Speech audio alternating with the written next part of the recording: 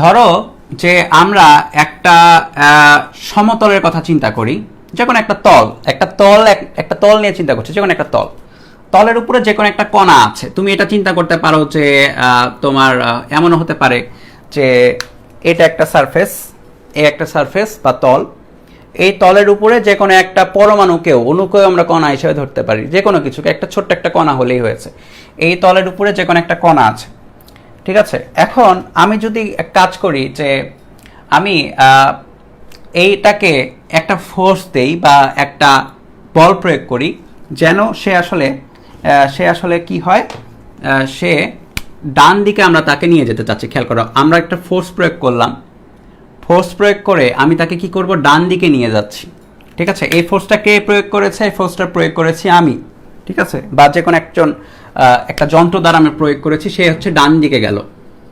ঠিক আছে, তাহলে স্মরণটা কোন দিকে হলো? স্মরণ হলো আদি অবস্থান থেকে শেষ অবস্থানের দিকে। তাহলে স্মরণটা হচ্ছে, স্মরণের অ্যারোটা খেয়াল করো, স্মরণের অ্যারোটা হচ্ছে ডান দিক বরাবর। ঠিক আছে, স্মরণ একটা ভেক্টর, কিন্তু অ্যারোটা ইম্পর্টেন্ট, ডান দিক বরাবর। আচ্ছা, ভালো কথা। এটা করে দিলে কি হয়ে গেল? এখানে কি কোনো ইফেক্ট হবে না? কোনো কিছু কি, মানে এটা কি এখানে থাকবে? অ্যান্সার হচ্ছে থাকতে চাইবে না। কারণটা কি? কারণ হচ্ছে চ্যাপ্টার 7-এ তোমাদের সিলেবাসে নাই। স্থিতিস্থাপকতা একটা চ্যাপ্টার ছিল, এই চ্যাপ্টারে আমরা শিখাতাম হচ্ছে একটা বস্তুকে যদি আমরা টানা হেঁচড়া করি, বস্তুকে বা যে কোনো একটা কণাকেও যদি টানা হেঁচড়া করি, তাহলে তার যে মেইন অবস্থান ছিল, তার যে অ্যাকচুয়াল যে স্থিতি অবস্থান, সেটা থেকে তাকে আমরা যদি সরাই দেই, তাহলে সেই বস্তুটা যেটা করে সেটা হচ্ছে এমনভাবে একটা ইফেক্ট প্রয়োগ করে বা এমনভাবে আচরণ করে যেন সে আগের অবস্থায় চলে যেতে পারে। কি করে? আগের অবস্থায় চলে যেতে পারে। তাহলে সে কি করবে? সে কিন্তু আগের অবস্থায় ফিরতে চাইবে, রাইট, বস্তুটা। এবং এই যে আগের অবস্থায় ফিরতে চাইবে, এটা কেমনে হবে? এটা হবে একটা বল প্রয়োগের মাধ্যমে, এবং সেটা হচ্ছে প্রত্যয়নী বল। তাহলে এটা হচ্ছে প্রত্যয়নী বল বা এফ। প্রত্যয়নী বল কিন্তু আমি তোমাদের স্প্রিং করানোর সময় বলেছিলাম, চ্যাপ্টার 5-এ যখন স্প্রিং করেছি। তাহলে আমরা এই বলের পরিবর্তে আসলে এই বলটা নিয়ে দেখব। ঠিক আছে, খেয়াল রাখবো, আমরা এই বল নিয়ে কাজ করব। ওকে, এটা আমরা দেখব না, আমরা দেখব এটা। চ্যাপ্টার 7-এও আমরা প্রত্যয়নী বল বা এই যে রিভার্স যে বলটা, সেটা নিয়েই কাজ করি আসলে। ঠিক আছে, এটা নিয়ে কাজ করি না, এটা নিয়ে কাজ করতে হয়। তো চ্যাপ্টার 7-এর ইস্যু এখানে আসলে। ওকে, তো কি হবে? বস্তু কণাটা বাম দিকে সরে আসতে চাইবে বা আগের অবস্থান চলে আসতে চাইবে। তাহলে এটা তো আমরা অ্যাপ্লাই করেছি, এটা নিয়ে আমরা চিন্তা করব না, আমরা চিন্তা করব এটা নিয়ে। ওকে, আচ্ছা, সরে আসতে চাইলো, ভালো কথা। এখন দেখো, সে যদি এখানে সরে আসতে চায় বা এখানে যখন সে পৌঁছে যাবে, আবার সে যখন, খেয়াল করো, এখান থেকে যখন সে আবার এইখানে পৌঁছে যাবে, তখন এখানে পৌঁছে সে কিন্তু স্টপ হবে না, আসলে সে স্টপ হয়ে যাবে না। এটা এমন না যে একদম পারফেক্টলি এখানে এসে স্টপ হয়ে গেল, ফোর্সের মাধ্যমে আসতেছে। এরপরে কি হবে? আসলে এর একটা গতি জড়তা থাকবে। এই গতি জড়তার কারণে সে যেটা করবে সেটা হচ্ছে সে আবার বাম দিকে মুভ করা শুরু করবে। খেয়াল করো, সে আবার বাম দিকে মুভ করা শুরু করবে। তখন স্মরণটা কোন দিকে? খেয়াল করো, স্মরণটা হবে এই বরাবর, আদি অবস্থান থেকে শেষ অবস্থান। খেয়াল করবে, আদি অবস্থান কিন্তু এইটা, অ্যাকচুয়াল অবস্থান, আদি অবস্থান কিন্তু এইটা। ঠিক আছে, সে এখানে গেল, স্মরণটা তাহলে এত হলো, সে আবার এখানে চলে আসলো, তাহলে স্মরণটা কোন দিকে থাকলো? এই দিকে। খেয়াল করো, স্মরণটা এবার হচ্ছে বাম দিকে। এখন বাম দিকে চলে গেলেও সে কি করবে? সে দেখবে না, সে তো তার অ্যাকচুয়াল পজিশনে সে তো নাই। সে কি করবে? বস্তুটা কি করবে? বস্তুটা তখন আবার সুন্দর মতো একটা প্রত্যয়নী বল আবার প্রয়োগ করবে, এবং কি হবে? এবং বস্তুটা আবার এখান থেকে এখানে চলে আসবে।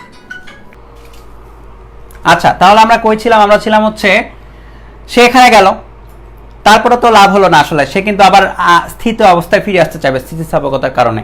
সে যেটা হবে, সে আবার এখানে ব্যাক করবে, রাইট, এইখানে ব্যাক করবে লাস্টে। তাহলে ওভারঅল কি হচ্ছে? এটা চাইলে তুমি আবার সেম জিনিস অ্যাপ্লাই করতে পারো। এখানে এসে দেখবে একটা নির্দিষ্ট গতি জড়তা আছে, সে আবার এদিকে যাবে, সে আবার এখানে আসবে, সে আবার এদিকে যাবে, আবার আসবে। তাহলে যেটা হচ্ছে, তুমি জাস্ট একটা বল প্রয়োগ করে ফেলছিলা, এর ফলে কি ইফেক্টটা হলো? এর ফলে বস্তুটা বামে ডানে বামে ডানে বামে ডানে মুভ করতে থাকে। ঠিক আছে, বামে ডানে মুভ করতে থাকে। এখন এই যে বলটা হলো বা এই যে গতিটা হলো, আসলে বল প্রয়োগের ফলে যে গতিটা হলো, এটাকেই বলা হচ্ছে আসলে সরল শোধিত গতি বা সরল সিম্পল হারমোনিক মোশন।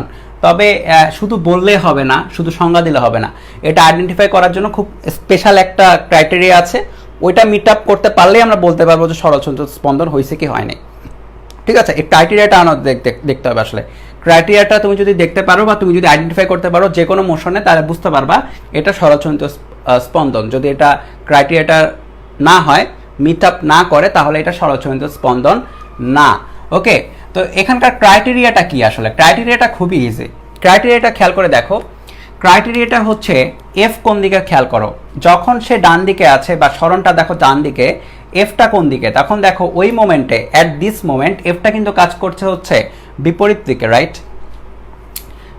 যখন তুমি তাকে ডান দিকে নিয়ে যাচ্ছ তখন এফটা কাজ করছে বিপরীত দিকে। এখন একটা জিনিস একটু কমন সেন্স দিয়ে চিন্তা করলে বোঝা যাবে, সেটা হচ্ছে আমি যতই তাকে ডান দিকে নিয়ে যাব, আমি যতই তাকে ডান দিকে নিয়ে যাইতে পারবো, আসলে যতই নিয়ে যেতে পারবো, এফটা তত বেশি বড় হবে। আসলে কেন? কারণটা সে আগের অবস্থায় ফিরতে তত বেশি ট্রাই করবে, রাইট? আমি তাকে যতই ডান দিকে নিয়ে, ক্লাস চলে, হ্যাঁ, আমি তাকে যতই ডান দিকে নিয়ে যাব, সে কিন্তু তত বেশি ট্রাই করবে যে সে যেন আগের অবস্থায় ফিরে চলে আসতে পারে। তাহলে কি হলো মেইন কথা, যে এফ যেটা বা এই যে বলটা যেটা পাওয়া যাবে সেটা কিন্তু সমানুপাতিক হবে এক্স এর, রাইট? এফ সমানুপাতিক হবে হচ্ছে এক্স এর। কিন্তু এখানে একটা কথা আছে, এটা চ্যাপ্টার 5-এও ছিল, কি কথা? এফটা কোন দিকে? এফটা বাম দিকে। এক্সটা কোন দিকে? এক্সটা ডান দিকে। তাহলে পরস্পর বিপরীতমুখী। এই জন্য এটাকে ফিক্স আপ করার জন্য যে কোনো একটা সাইডে তুমি মাইনাস দিবা, একটা প্লাস হলে আরেকটা হবে কি মাইনাস, কারণ দুইটাই হচ্ছে ভেক্টর, একটা বল ভেক্টর, একটা সরণ ভেক্টর। তো আমরা এই পাশে একটা মাইনাস দিয়ে দিই, তাহলে একটা প্লাস হলে এটা হচ্ছে মাইনাস। ওকে, বা তুমি অন্যভাবে চিন্তা করতে পারো, এটা প্লাস হলে এটা মাইনাস, নর্মালি আমরা ডান পাশে এখানে মাইনাসটা দিয়ে দিই। আচ্ছা, তাহলে এটাকে তোমার হচ্ছে একটা ধ্রুবক দেওয়া চেক করা হয়, এফ ইকুয়াল টু হচ্ছে মাইনাস কে এক্স, বা এম এ, তুমি এখানে এফ এর বদলে লিখতে পারো m into a equal to minus k x. M কি? এম হচ্ছে এটার ভর। এ কি? এ হচ্ছে যে এফ বলের প্রয়োগে যে ত্বরণটা হলো সেটা। আচ্ছা, বা তুমি m a equal to minus k x, এটা আমাদের কাজে লাগবে। আর এখানে আরেকটা জিনিস দেখতে পারো, হচ্ছে m a equal to minus k x মানে হচ্ছে এ সমানুপাতিক মাইনাস এক্স, রাইট? এ সমানুপাতিক হচ্ছে মাইনাস এক্স, তাহলে ত্বরণ সমানুপাতিক হচ্ছে মাইনাস অফ সরণ।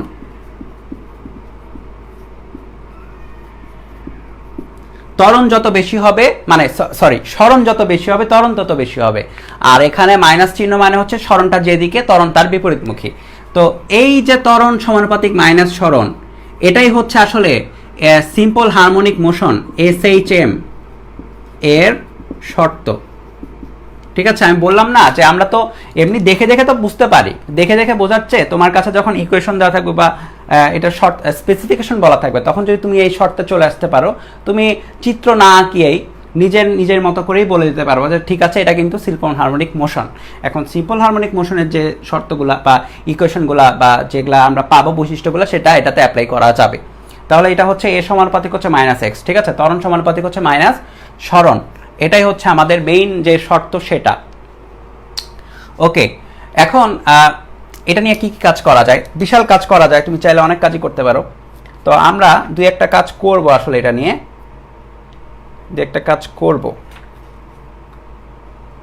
তবে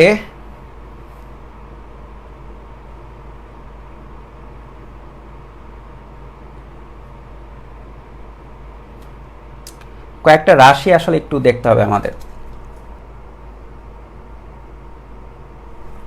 আচ্ছা, তো এখন আমরা এই যে শর্তগুলো, তাহলে এটা হচ্ছে শর্ত। এখন আমাদের কয়েকটা রাশি দেখতে হবে, তারপরে এই শর্তগুলো তুমি চাইলে অ্যাপ্লাই করতে পারবা বিভিন্ন জায়গায়। তো আগে রাশিগুলো একটু দেখি। তো রাশিগুলো দেখার জন্য একটা হচ্ছে তোমার বৃত্তাকার পথ তুমি চিন্তা করতে পারো। আমরা যেরকম ওই যে একদম স্টার্টে কি করছিলাম, একটা ক্লক নিয়ে চিন্তা করছিলাম না, ওরকম একটা বৃত্তাকার পথ একটা চিন্তা করি। বৃত্তাকার পথ দিয়ে ব্যাখ্যা করা সোজা হয় আসলে এই তোমার হচ্ছে এই মোশনগুলো। এই জন্য এই নামটা ছিল হচ্ছে পর্যাবৃত্ত গতি, পর্যায় দ্বারা আবৃত্ত বা মানে পর্যাবৃত্ত। ঠিক আছে, তো এই কারণে মানে বৃত্তাকার মোশন দ্বারা এটা ব্যাখ্যা করা যায়। কীরকম? আমরা মনে করো ধরি যে এক কাজ করি, একটা বস্তু নেই, এখানে হচ্ছে এই পজিশনে আছে বস্তু কণাটা, সেটা পরে এই জায়গায় আসবে, এই জায়গায় আসবে, এই জায়গায় আসবে, ঠিক আছে? কয়েকটা পজিশনে, এই কয়েকটা পজিশনে আছে আসলে যাতায়াত করবে। তাহলে এটা ধরি আমরা এ পজিশন, এটা ধরি বি পজিশন, এটা ধরি সি পজিশন, এটা ধরি ডি পজিশন, ঠিক আছে? পজিশনগুলো আমরা চেক করলাম। আচ্ছা, এবার আমরা ধরি যে বস্তুটা আসলে ক্লকওয়াইজে ঘুরতেছে, তাহলে সে ক্লকওয়াইজ ঘুরবে। এখন ক্লকওয়াইজ ঘোরার সময় সে কিন্তু বৃত্তাকার পথে ঘুরতেছে, রাইট? তাহলে তার একটা কৌণিক একটা বেগ থাকবে ওমেগা। ওমেগাকে বলা হয় হচ্ছে কৌণিক বেগ। আর ওমেগার অনেক রকমের তোমার কি বলে সংজ্ঞা তোমরা দেখছো। তো ওমেগার একটা বৈশিষ্ট্য হচ্ছে ওমেগাকে কীভাবে প্রকাশ করা যায়? ওমেগাকে প্রকাশ করা যায় হচ্ছে থিটা ডিভাইড বাই টাইম দিয়ে। যেরকম আমরা রৈখিক বেগকে প্রকাশ করি V equal to S by T, যেখানে এস হচ্ছে সরণ, টি হচ্ছে টাইম।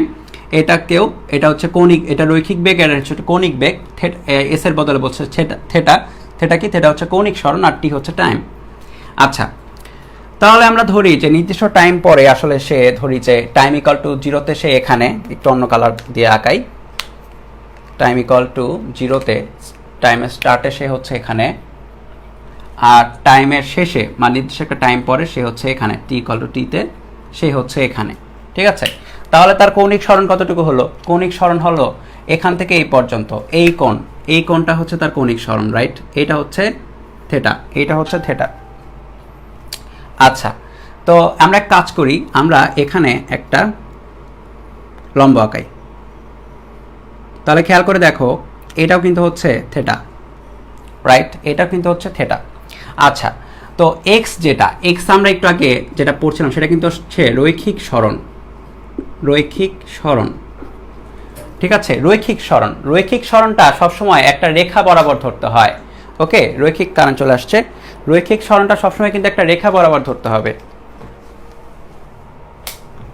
রৈখিক সরণটা সবসময় একটা রেখা বরাবর ধরতে হবে। ওকে, তো রেখা কোনটা আছে এখানে? কি রেখা আছে কোনো? এটা তো বক্ররেখা, এটা তো সরল রেখা না। আমাদের রৈখিক সরণটা সরল রেখা বরাবর দেখতে হবে।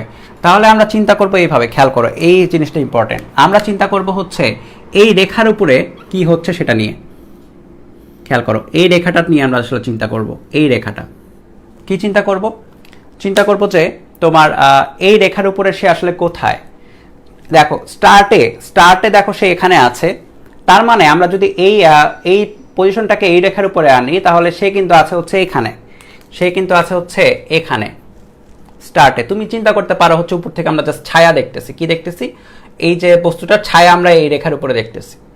ওকে, একটা রেখার উপর আনতে হবে, তাছাড়া কিন্তু এক্স এর আমরা নিয়ে আসতে পারবো না।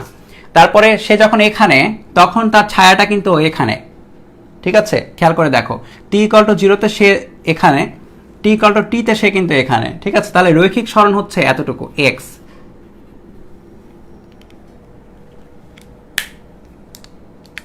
রৈখিক সরণ হচ্ছে এতটুকু, ঠিক আছে?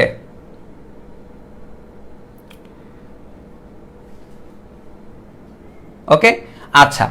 আর এই যে খেয়াল করে দেখো, তাহলে পুরো গতিপথ জুড়ে তুমি যদি রৈখিক সরণটা এমনি চিন্তা করো যে কি কি হচ্ছে, রৈখিক সরণটা কোথায় কোথায় যাচ্ছে, এখান থেকে স্টার্ট, পরে সে যখন আস্তে আস্তে এখানে আসবে তখন রৈখিক সরণটা দেখো বাড়তে বাড়তে বাড়তে বাড়তে এই জায়গায় গিয়ে ঠেকবে।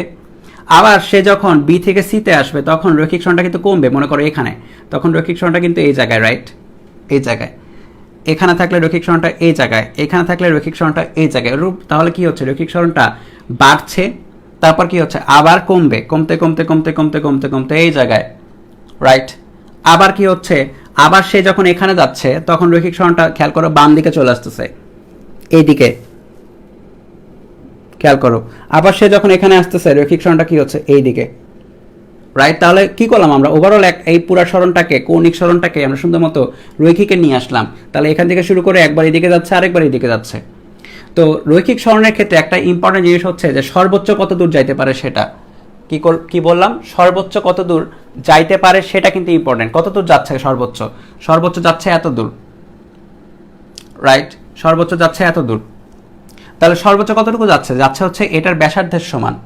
তো এইটাকে বলা হয় হচ্ছে বিস্তার। বিস্তার মানে হচ্ছে সর্বোচ্চ রৈখিক সরণ। আর বিস্তারকে নরমালি এ দ্বারা প্রকাশ করা হয়, এ দ্বারা প্রকাশ করা হয়, এ দ্বারা প্রকাশ করা হয়।